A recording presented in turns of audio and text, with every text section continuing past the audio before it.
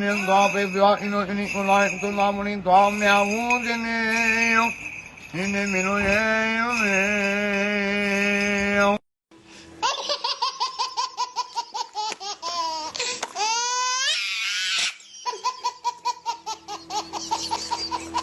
Doamne, aude-ne și ne miluiește.